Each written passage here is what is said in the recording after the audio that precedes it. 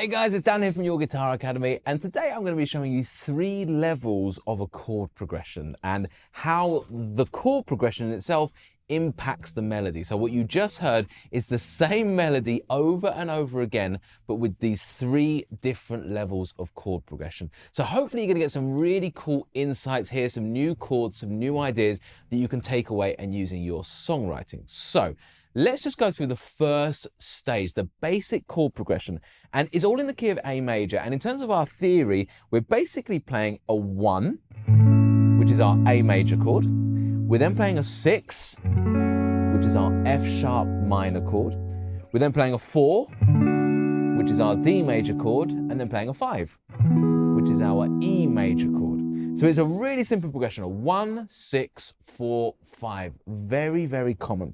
It's also in a 6/8 kind of swung style. So rhythmically we have this. So 1, 2, 3, 4, 5, 6. 1, 2, 3, 4, 5, 6. 1, 2, 3, 4, 5, 6. 1, 2, 3, 4. And again, so 1, 2, 3, 4, 5, 6.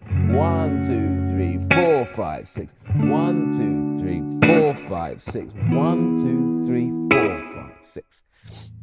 So that's our basic harmony. Really simple, 1, 6, 4, 5. I'm using all bar chords to play through this, but you can do that wherever you like to do it. Open chords, A, F sharp minor, kind of has to be a bit of a bar chord. The D could be there and the E could be there. Doesn't really matter. The point is that you understand the theory side of things. And if theory is not your strong suit, do check the description below, because we'll put links in to help you out with all of this kind of stuff, as well as there's the full write-up over on our blog where we'll have the link below where you can see all of this, get the backing track, get all the theory, get it understood. So that's level 1, and it's really simple kind of pop level. Typically, if you listen to music in the charts or anything like that, they're using major, minor triads, quite simple progressions like that. So level 2, let's see if we can level this up a little bit and make it a bit more interesting. So level 2 sounds like this. So we're going to go. And then. Okay, so there's a couple of things that we're doing here. First thing we're doing is we're taking those basic triads and changing them all into 7th chord versions. So if we just take those basic 4 chords and turn them into 7th chords, we end up with an A major 7, which is like this. Again, if the chord shapes are quite unfamiliar, do check out the link in the description, because we'll write out all these chord shapes for you. But that's a voicing of an A major 7. Really nice voicing of an A major 7 chord. Then we've got the F sharp. Rather than F sharp minor, we're going to do F sharp minor 7. Again, a really nice, simple, easy voicing of an F sharp minor 7. Then we're going to do the D major, but instead of D major, it's going to become D major 7. Okay, so D major 7, again, that's like the standard, probably most basic version of the major 7th chord as a bar chord. And then we're going to be doing the E, which is the 5 chord. Now remember, if you know your theory people, then the 5 chord doesn't harmonize to a major 7, it harmonizes to a dominant 7. So rather than the E major, we're going to play an E dominant 7.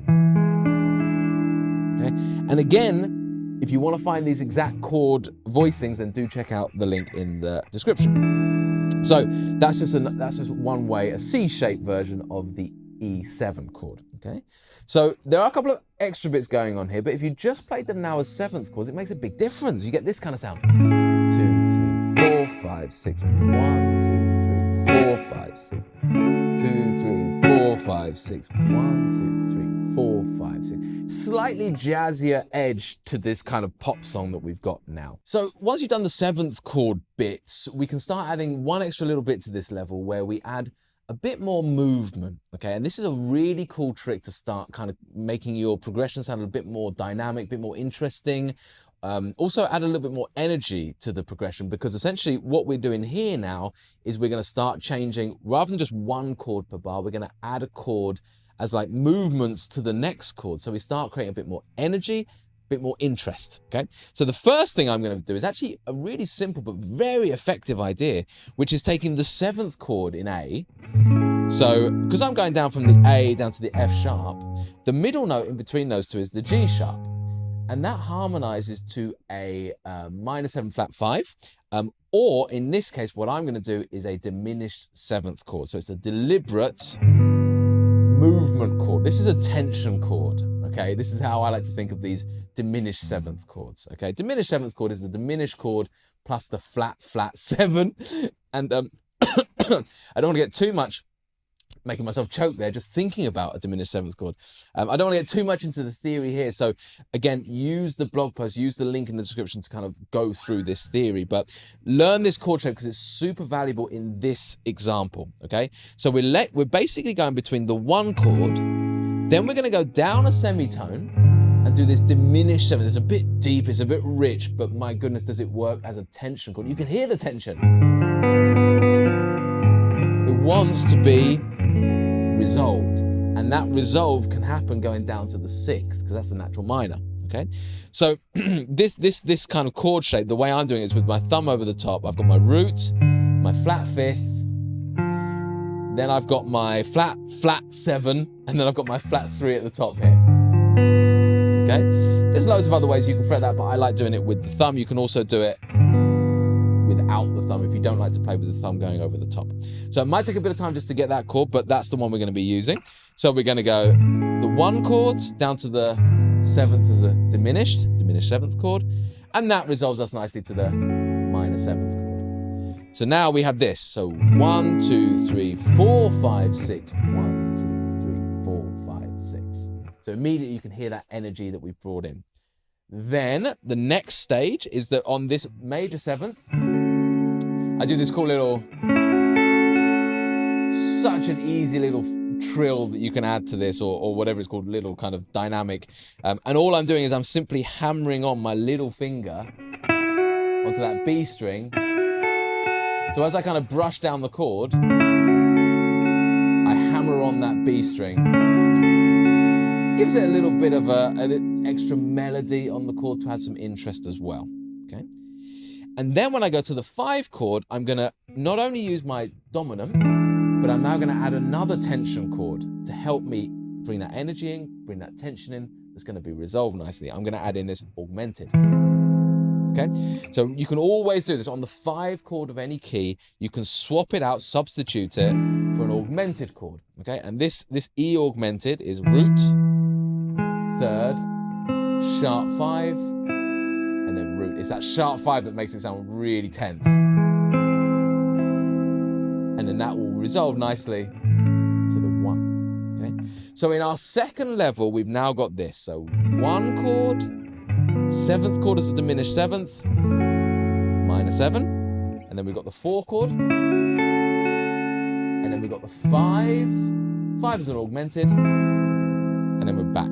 So if I count that through, so 1, 2, 3, 4, 5, 6, 1, 2, 3, 4, 5, 6, 1, 2, 3, 4, 5, 6, 1, 2, 3, 4, 5, 6, and we're back. And the really interesting thing when you listen back to the song and you have that melody over the top is that it really does influence the melody. Suddenly the melody, which is pretty simple, sounds more interesting because the chords underneath sound more interesting. So that's the kind of the big lesson here. So let's move to level 3. Assuming you can do that one, let's move to level 3 where we want to step it up one more, okay? And again, I'm going to use the same kind of concepts. I'm going to use chords that create a tension that need to be released. Okay, and I'll talk about the theory as we go. And I'm also going to try and put even more chords movements in the bar so that, again, we create this kind of energy of movement that's happening. You know, rather than just let one chord ring out, we're going to go chord, chord, chord so that we get a bit more interesting. So, and this isn't for everyone, by the way. You might sit here and be like, do you know what? I just really like the first one. This is all getting a bit complicated. And that's okay. It's just options for you to take away from you for your songwriting. So this bit of the progression sounds like this, and I'll just play through this. So 1, 2, 3, 4, 5, 6. 1, 2, 3, 4, 5, 6.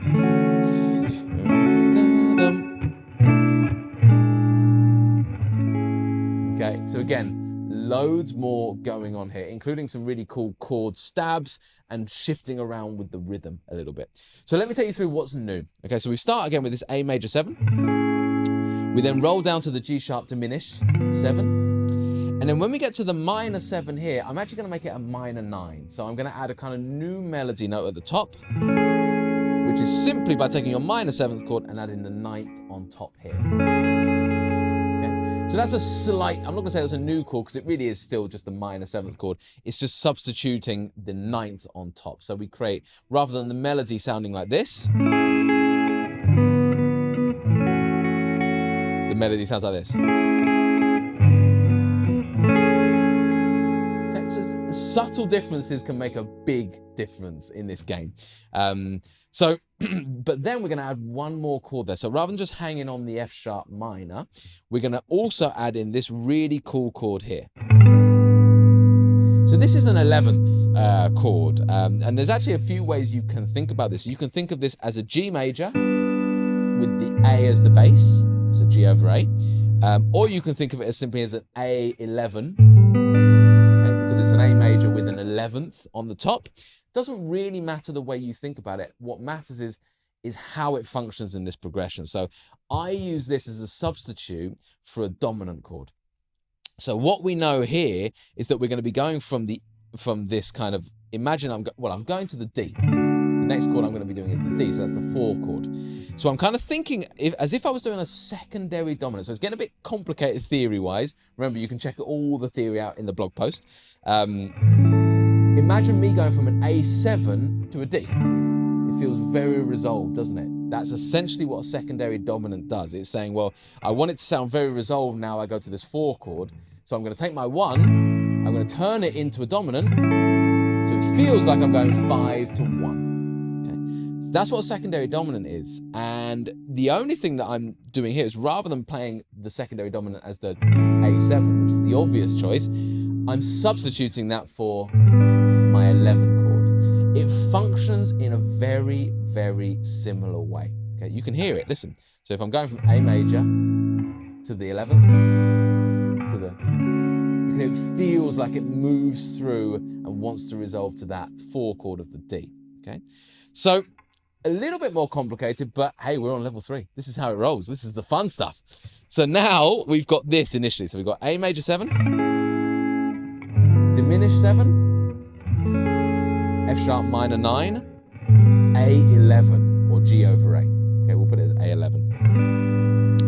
And then we're going to move to the 4 chord. I'm going to simply add an extra voicing of this major 7th. And the voicing I use is actually really fun. It's based around this this C-shaped voicing of a C major 7, which looks like that. Okay, so I've got root, 3rd, 5th, and then 7th, and then 3rd on the top again. But I'm actually going to substitute this 3rd for the 2nd back here. So actually, this is kind of like this is really a D major 9, because we've got the 2nd. It's just that the 2nd degree is lower, but I don't really want to get into that. Basically, the thing you've got to remember is you just take your major 7th and you just get rid of your 2nd finger. A slightly variant of the chord. And this is a really easy way to kind of substitute chords just by simply doing different caged versions of them. So I've got, so on that D chord now, I'm going from this chord back to this chord, and I'll still do my little hammer-on flick. So we've got 1, 2, 3, 4, 5, 6. Okay, and then I'm going to bring in the final piece of theory in this level 3, which is a 2-5-1. Okay, so before what we did was we did the 5 chord of E coming back to the 1. Okay, and we did the E and the augmented back to 1, but it's still just 5 to 1. What we're going to do is just give it a little bit more jazz and do a 2-5-1. So the 2 in the key of A is B, so B minor. The 5 is an E7, and then the 1. You can hear that's very jazzy. However, I've got a really nice version of that I'm going to show you guys. So for the 2 chord, we're going to play this. So I've got my root, my flat 7, my flat 3rd, and my 11. Okay, so it's a minor 11. Basically a minor 7th chord plus the 11, so a different melody note on top. But I'm doing that deliberately because the next chord I want to play is this. This is very nice as my 5 chord. So here I've got, I've basically got in this kind of fiddly part of the chord, I've got my E7. Okay, so it's just that I'm just using different fingers to get it. And then that means that I can use this kind of descending movement. B, B flat, and then down to A. So it's a descending bass line on top of this 5 chord, essentially. So I go, it's a bit fiddly, but I'm going to go from the minor 11, then I'm going to keep the first finger and little finger where it is, and I'm going to drop these 2 fingers down 1 fret, which gives me my 5 chord with the descending bass line, and then back to A. So all together in that level 3, which is super tough, we've got root chord, major 7, then you've got the 7th chord, which is the diminished 7th, and then down to the F sharp 9, minor 9.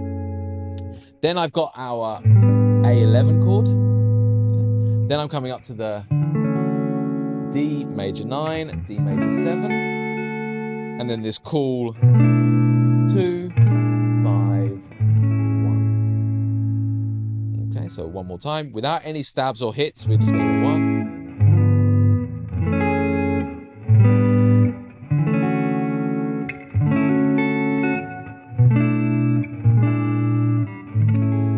Okay.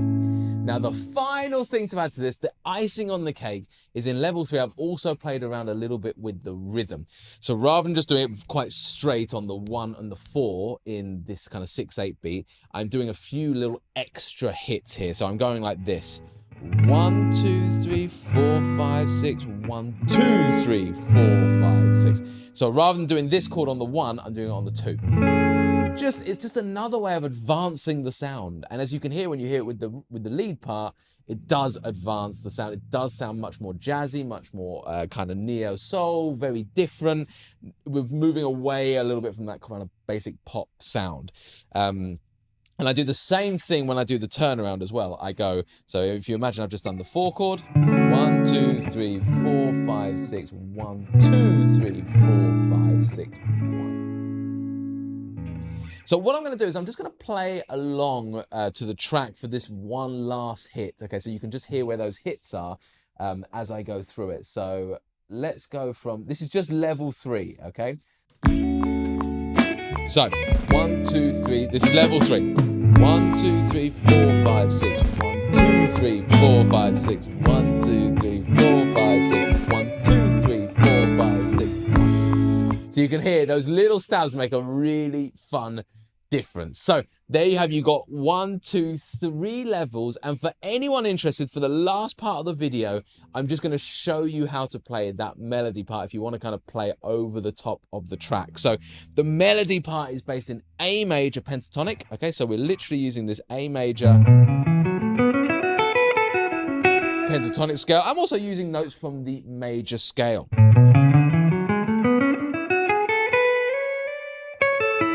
Okay, and I'm just moving it up the fretboard. So I'm starting in this box. Okay, so I'm literally going up the pentatonic and then hammering on to that major 3rd up there, and then hammering on to the major 2nd. And then I'm just going to roll down the pentatonic. 1, 2, 3, 4, 5, 6. Okay, so just really rolling down it like that. Okay, so that first phrase is, and the second phrase, very similar, starts exactly the same way, but then at the top, I'm going to go hammer on again, but now I'm going to hammer on up here to the 4th degree, and then I'm going to come down, just like a little A major triad. So that sounds like this.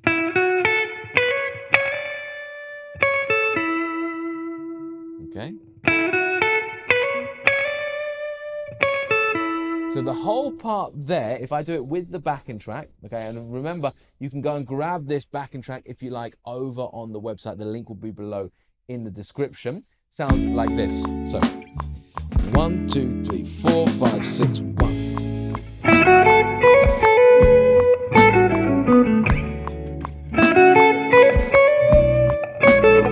And we just repeat.